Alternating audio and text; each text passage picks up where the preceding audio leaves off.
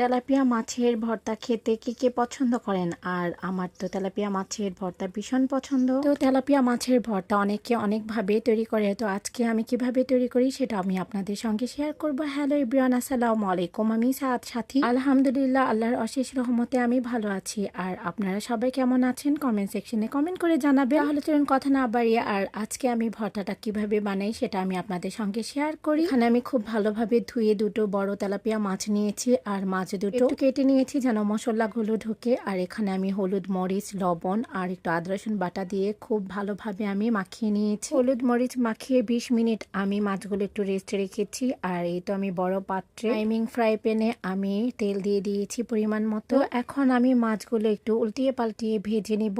আর ভর্তা বানাতে হলে মাছগুলো ভেজে নেয়, আর অনেকে সিদ্ধ করেই বানায়, কিন্তু আমার ভেজে নেওয়া মাছ দিয়ে ভর্তা বানালে খুব ভালো লাগে। তো আমি এখন খুব ভালোভাবে ভেজে নিয়েছি। এখন মাছগুলো একটা পাত্রে উঠিয়ে আর ঠান্ডা করে আমি মাছগুলো বেছে নিয়েছি। আর এখানে আমি প্রথমত শুকনো মরিচগুলো টেলে নিয়েছিলাম, তো সেগুলো আগে মাখিয়ে নিচ্ছি। এরপর আমি পেঁয়াজ কুচি মাখাবো। আর এই ভর্তা বানাতে আমি ধনিয়া পাতা কুচি, পেঁয়াজ কুচি আর শুকনো মরিচ ভাজা, হচ্ছে পরিমাণ মতো লবণ। আর আপনাদের স্বাদ অনুযায়ী আপনারা লবণ দিবেন। আর এখানে আপনি অ্যাড করতে পারেন আদা কুচি করে নিয়ে। তো আমার ঘরে আদা ছিল না, তাই আমি আদা দিতে পারিনি। আর আদা কুচিটা দিলে আরো বেশি মাছের ভর্তাটা মজা হয়ে থাকে, তাই আমার ছিল না, আমি দিতে পারিনি। তো পেঁয়াজ, মরিচ, ধনিয়া পাতা ডলে আমি মাছগুলো দিয়ে একটু মাখিয়ে নিলাম। আর তৈরি হয়ে গেল আমার মজাদার ভর্তা। এভাবে কে মাছের ভর্তা বানান কমেন্ট সেকশনে কমেন্ট করে জানাবেন। এখানে শেষ করছি। আল্লাহ হাফিজ।